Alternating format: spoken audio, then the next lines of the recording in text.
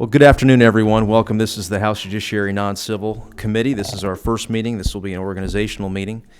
My name is Rich Golick. I've got the privilege of chairing this committee, and I want to thank the members for their attendance this afternoon. Members, fear not, I'm not going to have everyone go around the room and introduce themselves and tell us something about you. I think we're all familiar with each other, and I know our constituencies certainly are, but we do have several new members on the committee, both new to the General Assembly and new to the new to the committee, and I wanted to thank them especially and to welcome them and congratulate them for their service in advance, and especially on this committee, which is a pretty work-intensive committee. We do take up what I would consider, in my very biased opinion, some of the more pressing issues that really affect people. We have three main charges, in my opinion, again, in the General Assembly: public health, public safety, and public education. In whatever order you care to put those in, this obviously touches on public safety and actually really and truly affects people's lives. Crime and punishment and liberty are all terms that come and interplay in the issues that we consider here, and I know we all take it very seriously, and I look forward to working with everyone here in the room on the committee. Let me introduce a few of our staffers for the committee this session. Matt Wasatowski is to my immediate left. He is our permanent full-time committee counsel. Matt covers this committee and a few others as well. He's been with us for a few years and does a great job, and look forward to working with him as always. Dylan Davis, where's Dylan? There he is. He's in the corner. Dylan is our temporary session counsel for just the session. Dylan is going to be loaded up more than he can possibly estimate at this time, but it'll be a good experience for him. Dylan is an attorney, and look forward to getting him as rich an experience as we possibly can. My assistant members of the committee is Jamie Harris. She's not here. She's in the office. She's in the same place as Ms. Postel was, as Andrea was. Last year, our number is 656-5943. If there's any issue, whatever, she's the first line to go ahead and call. If there are any questions, schedule-wise, procedure-wise, whatever it may be, between Jamie and myself and Matt and Dylan, I think we can pretty much answer whatever questions may come down the pike. And last but not least, of course, is our legislative counsel, Jill Travis, sitting at the immediate left.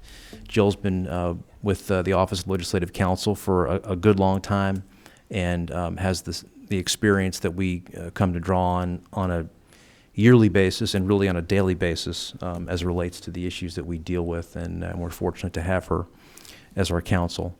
I would, as a practical, logistical matter, especially for members of the committee and really for any member of the House, and really any member of the General Assembly, if you're going to do a bill that impacts criminal law, it's best to go to Jill first, as opposed to another counsel, not because there's anything wrong with any other legislative counsel. There certainly is not.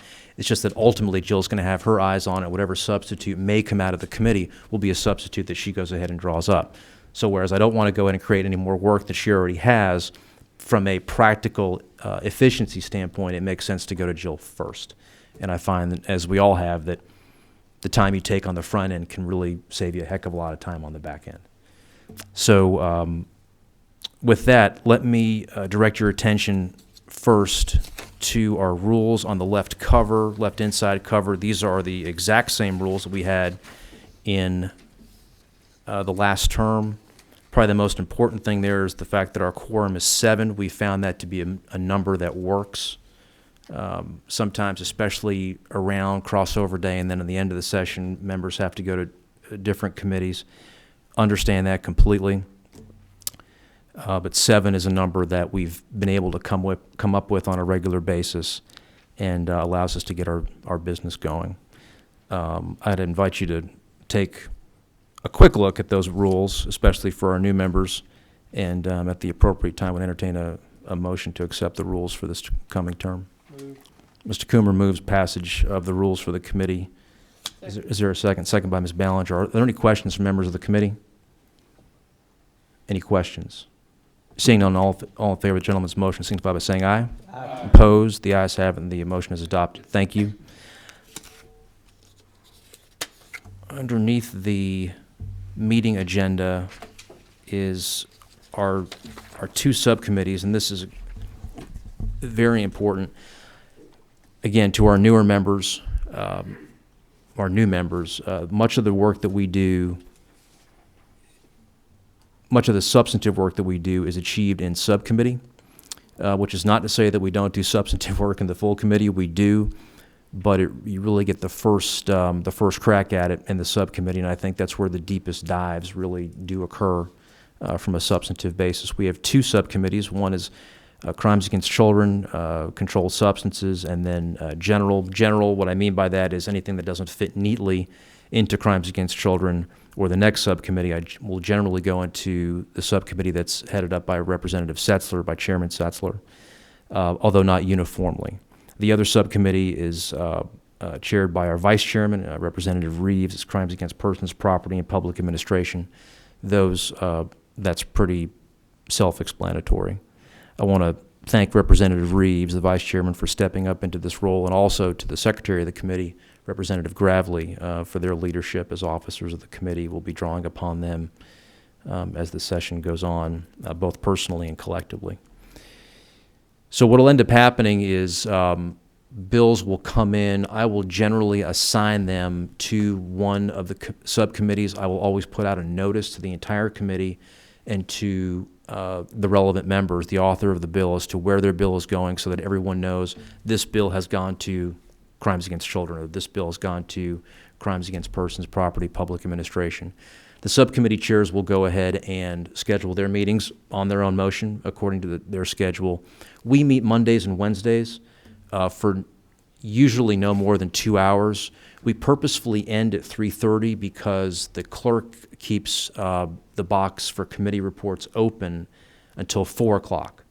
So if we can get a committee report in by 4 o'clock, that will allow the committee report to be recorded on that legislative day. That will go ahead and allow the author to go to Rules the next morning to make his or her request of the Rules Committee that day, that afternoon, and be able to make an appearance in front of the Rules Committee the next morning at 9 o'clock to ask for their bill. That's part of the process of keeping the wheels turning legislatively, and again, it's just a time efficiency mechanism. If you have any questions, if anyone has any questions, especially, again, our newer members, just don't hesitate to ask. I would encourage you to please ask, and there are no dumb questions. Are there any questions about the subcommittees? Ms. Kendrick. It's not a question, it's a correction.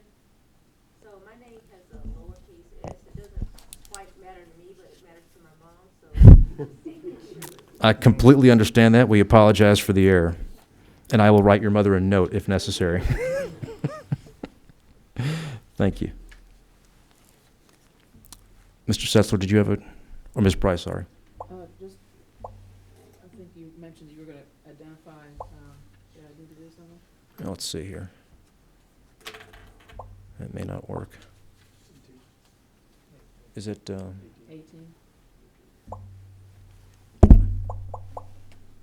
Okay.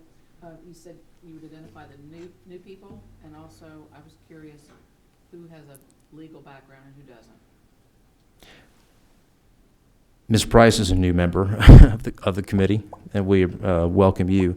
When you say a new member, are you asking who on the committee is an attorney? Both separate questions. Okay. Like new this year and who is or isn't an attorney. Among the new members or all members? Right. Okay. Ms. Quick, of course, is a veteran member of the General Assembly. She is an attorney, but she's new to the committee. The majority whip is an attorney. The chair is an attorney. The vice chair is an attorney. Mr. Trammell is an attorney. Ms. Silcox is an attorney. Ms. Boddy is an attorney, and Ms. Kendrick is an attorney. Maybe I should ask who's not an attorney. I'm not sure. Everyone else. Who is not an attorney? Mrs. Cooper is not an attorney as well, as you know. Chairwoman Cooper. Right, she's not here. Right. Okay, thank you. Yeah, no problem. Any other questions from members of the committee? Seeing none, I think the first thing to do is I'm addressing my comments more to the newer members because I think it's important to make sure that there's no questions in their mind or that they have a clear vision of where we're headed and how. The first notices that you'll get inevitably will be from your subcommittee chairs. I implore you to go to the subcommittee meetings whenever you humanly can. That is where the best experience will come. It is where, again, the deepest dive is on these issues. We reserve the right on the full committee to go in and take another look, especially on what I call big-ticket items. But the subcommittee is really, as with any committee in this House, is where the sleeves get rolled up for the most part. So with that, I appreciate the attendance this afternoon, and we're adjourned.